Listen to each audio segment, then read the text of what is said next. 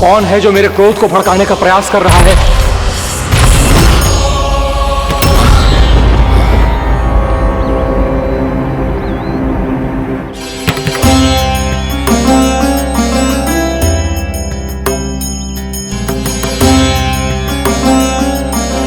अभी क्या देखा मैंने? किसके पांव थे वो?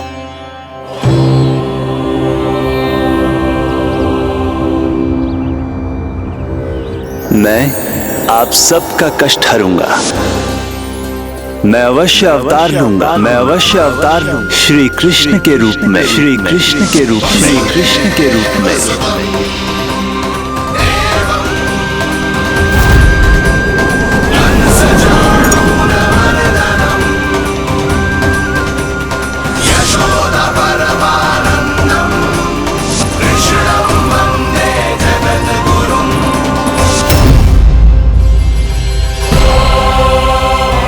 नहीं, नारायण चोरी नहीं कर सकते। अवश्य ये कोई पाखंडी है। यदि मेरा आभास सही है तो अब न ये मेरे क्रोध से बच पाएगा और न ही मेरे श्राप से। न ये मेरे क्रोध से बच पाएगा और न ही मेरे श्राप से।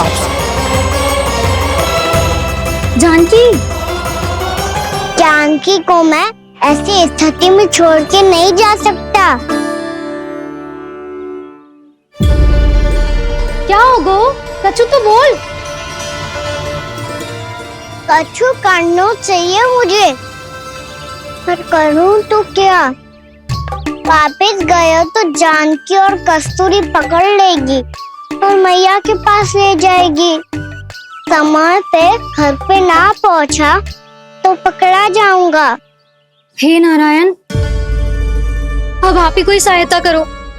जी क्या हो गया जानकी को?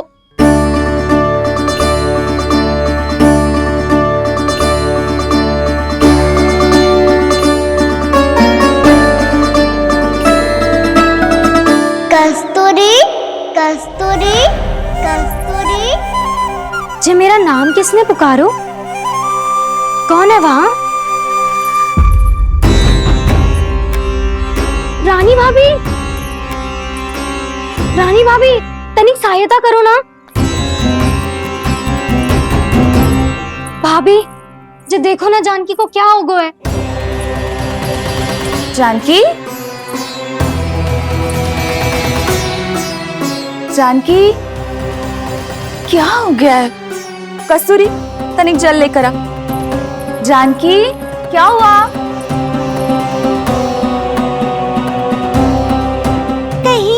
ये तो नहीं सोच रहे प्रभु कि बड़ी माँ थोड़ी देर में मैया को भी यहाँ बुला लेंगी? हाँ, और तब मैं निश्चिंत होकर घर जा पाऊंगा। पर प्रभु, यदि मैया को घर से निकलने से पहले ही पता चल गया कि आप घर पर नहीं हैं, तो क्या होगा? ना, कुछ तो गड़बड़ है।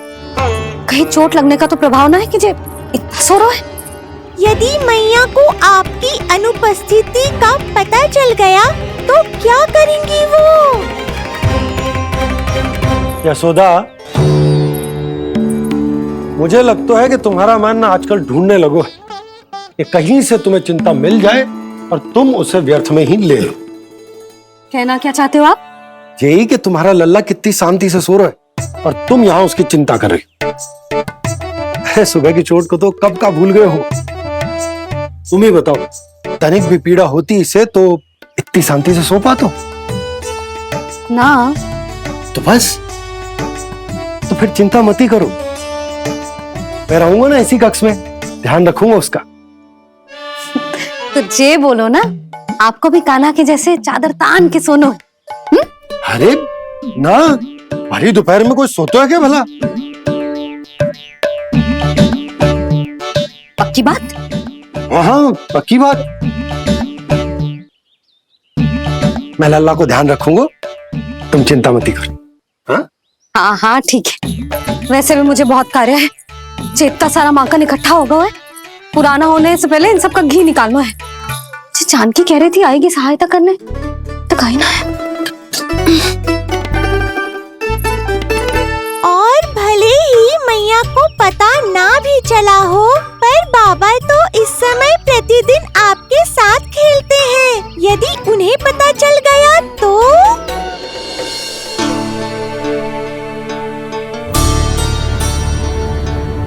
देखा मैया कितनी चिंता करती है तेरी। एक बार बाबा को पता चल गया तो फिर मैया को तो पता चलना ही है। उनसे अधिक देर तक छिपा नहीं पाएंगे बाबा।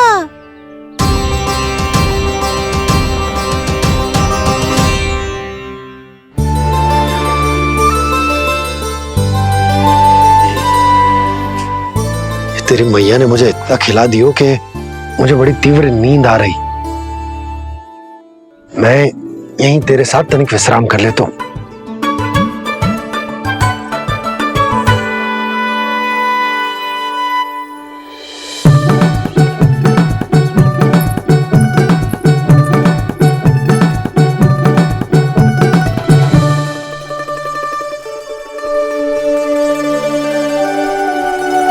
पता था मुझे यही होने वाला है। दोनों बाबा लल्ला आनंद से नींद लो, मुझे बहुत सारा कार्य करना है। चाहे बाबा को पहले पता चले या मैया को, आपके लिए तो दोनों ही स्थितियों में संकट है प्रभु। तीनों स्थितियों में मूली तीसरी स्थिति कौन सी प्रभु? वो भी तो पधार रहे हैं। वो कौन? जगत विख्यात महर्षि, अत्यंत क्रोधित स्वभाव वाले। प्रभु महर्षि दुर्वासा। उनका गुस्सा बहुत खतरनाक है, इतना कि देवराज इंद्र तक नहीं बचे। मेरा ऋषि दुर्वासा का घोर अपमान किया है तुमने देवराज इंद्र। जिस प्रकार से तुमने मेरी वरदान में दी हुई माला को ठुकराया है, उसी प्रकार से तुम्हारा पद तुम्हें ठुकराएगा और तुम्हारे साथ साथ अन्य सभी देवता भी अपने अपने पदों से नीचे गिरकर श्री विहीन हो जाएंगे। ये मेरा शाप है तुम्हें, ये मेरा शाप है तुम्हें, ये मेरा शाप है तुम्हें।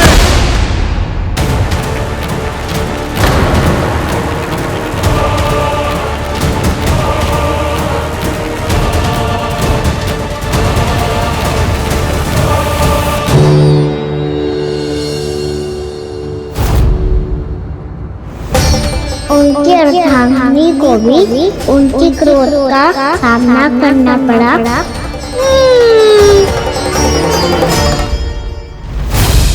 तुमने मेरी आज्ञा का अनादर करके मेरे सम्मान को भस्म कर दिया है कदली। इसलिए मैं तुम्हें श्राप देता हूं कि तुम इसी क्षण भस्म के ढेर में बदल जाओगी।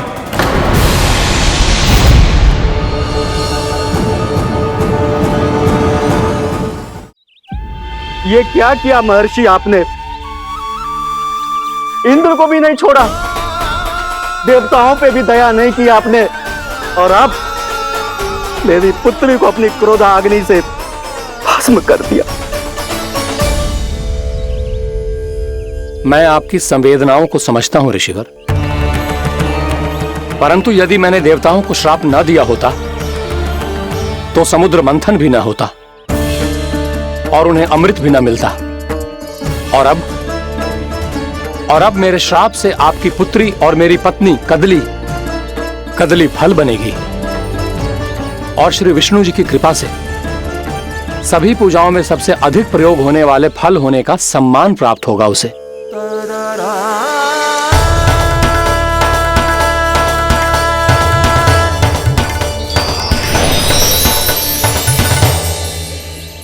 पर इससे आपके क्रोधी प्रवृत्ति को उचित नहीं ठहराया जा सकता।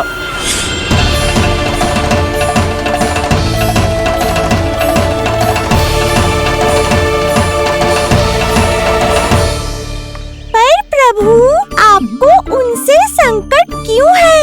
उन्हें थोड़ी ना पता है कि आपने क्या किया है। उनकी तपस्या की शक्ति को कम मत आगो मुरली, उन्हें सब पता चल चुका है। फिर तो फंस गए बुरी तरह से। अब केवल भयभीत ही करोगी, कोई उपाय भी सोचाओगी? प्रभु, इससे पहले कि ऋषि दुर्वासा या कोई और घर पहुँचे, आपको घर पहुँचना होगा, ताकि मैया किसी और पर विश्वास ही ना करे। तो चलो फिर।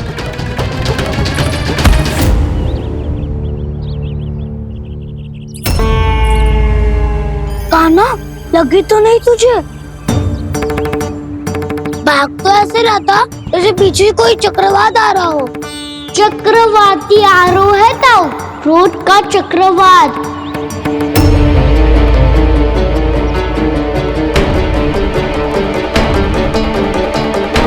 कैसे संभालूंगा मैं महर्षि दुर्वासा को?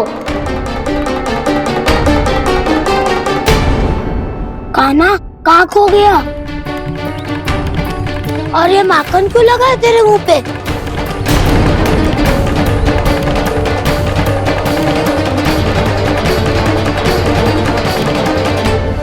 माखन, तुम सब यहाँ क्या कर रहे हो? मैंने तुझे चुपचाप घर से निकलते हुए देखा तो मैं इन सब को एकत्र करके तुझे ढूंढने निकल पड़ा।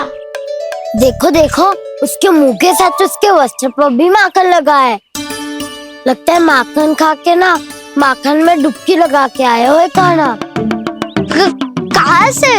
अकेले अकेले चला गो अपने पक्के सखा से, पूछो तक ना तूने। मुझे भी ले चलता कान्हा, मेरी मैया तो बिना पूछे माखन सुने भी नहीं देती। मुझे ऐसा क्यों लग रहा है कान्हा कि तूने माखन चोरी चुप के खाया है, और वो भी किसी अपरिचित के घर से? कान्हा, किसी अपरिचित घर से ना खायो। मैं तो जानकी के घर गया था चुपके माखन खाने। हैं? प्रभु, अपना भेद स्वयं ही बता दिया सबको।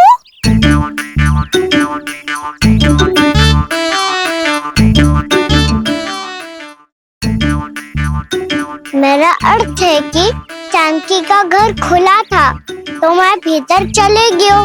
ना पूछे, पर वो तो सो रही थी ना, इसके लिए मैंने माखन बिना पूछे ही खा लियो। इसी को तो चोरी करना कहते हैं कान्हा।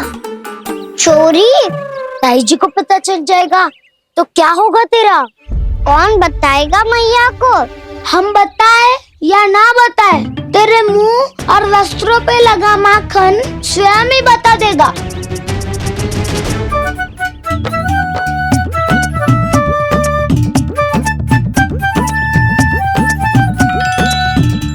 माखन तो आपके वस्त्रों पे भी लगा है दाऊ। ये तो तब लगा होगा जब तू मुझसे टकराया था। हाँ, मैया तो यही सोचेगी ना कि आप मेरे साथ ही थे। अब बताओ, कौन बताएगा मैया को? वसंता भी ने तो सुना है, ये बताएगा। सोच ले वसंता, मैया को मेरी बुराई सुन के क्रोध आया तो नाना मैं ना बताऊंगा। जब तक मुझसे सीधे सीधे प्रश्न ना किए जाए तब तक मैं कुछ ना बताऊंगा। यदि यहाँ सत्यवादी मधुमंगल होता तो वो पक्का बता देता। तब तो अच्छा है वो यहाँ नहीं है। मैं बताऊंगा ताई जी को, क्योंकि मुझे ताई जी ने सब सूचना देने को कहा था। कब?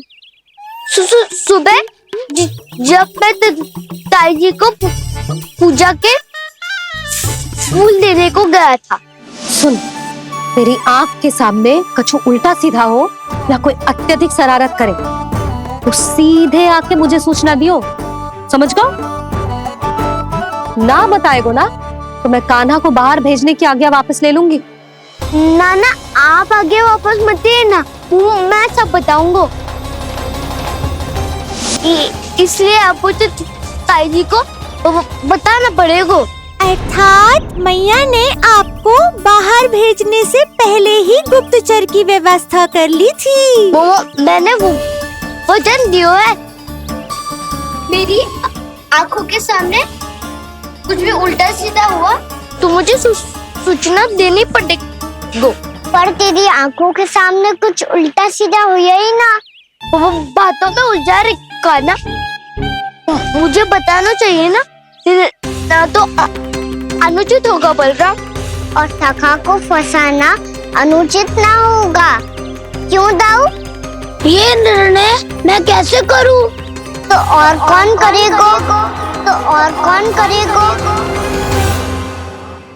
कीचड़।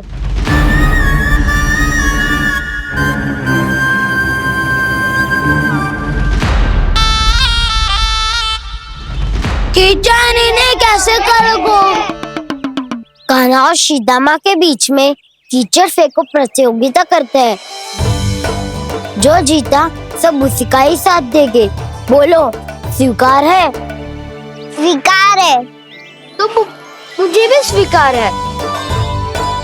पर नियम क्या होंगे? जो पहले थक जाएगा उसको हारा हुआ माना जाएगा, या फिर जो 2 बार अपने विरोधी पर कीचड़ फेंक देगा वो जीत जाएगा।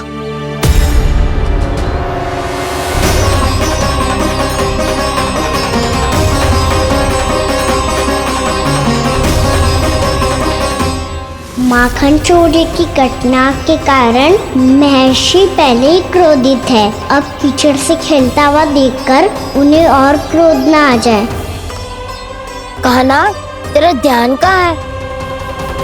खेल आरंभ होने वाला है। अब चुनौती स्वीकार कर ली है तो खेलना तो पड़ेगा ही। तो फिर चलो।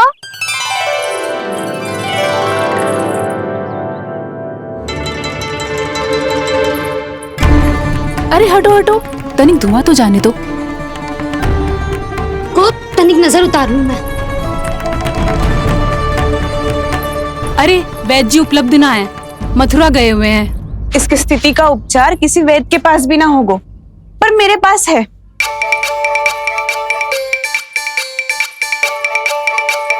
अरे अरे, बस करो ये सब। ये अधिकतर समय यशोदा के साथ ही होती है। हो सकता है उसे कुछ पता हो। जा, कोई शीघ्र जाकर यशोदा को बुला ला। मैं बुला लाती हूँ। हाँ हाँ।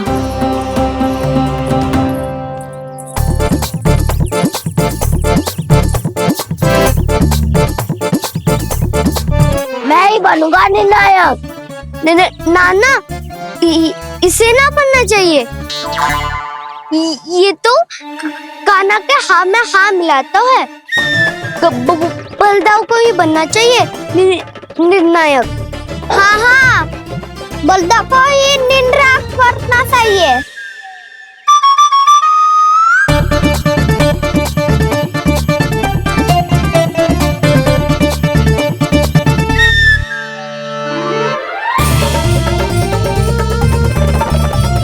आरंभ करो।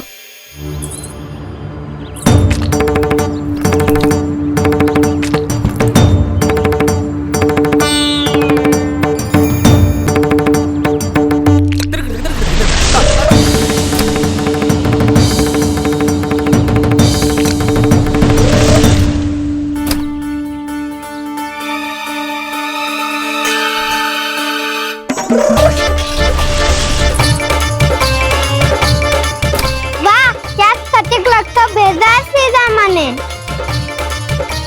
एक बार मैंने भी ऐसे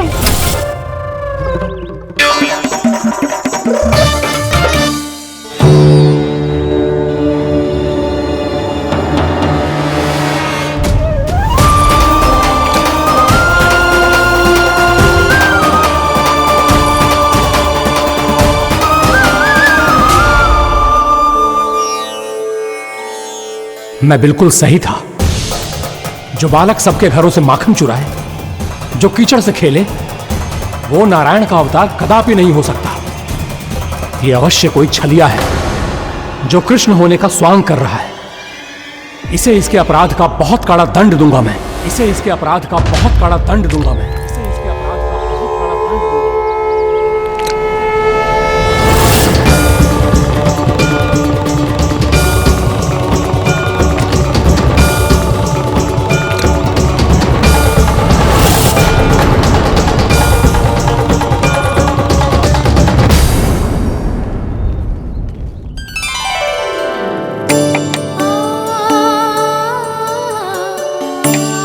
घी बनने की सुगंध से दौड़ा चला तो है, जे सोच के कि मैया कछु विशेष बना रही है।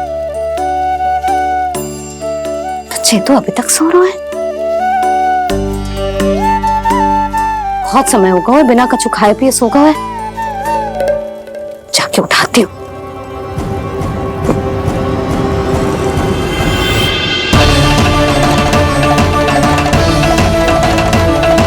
इस तरह के और भी एपिसोड देखने के लिए हमारे चैनल को सब्सक्राइब करें और बेल आइकन दबाना ना भूलें।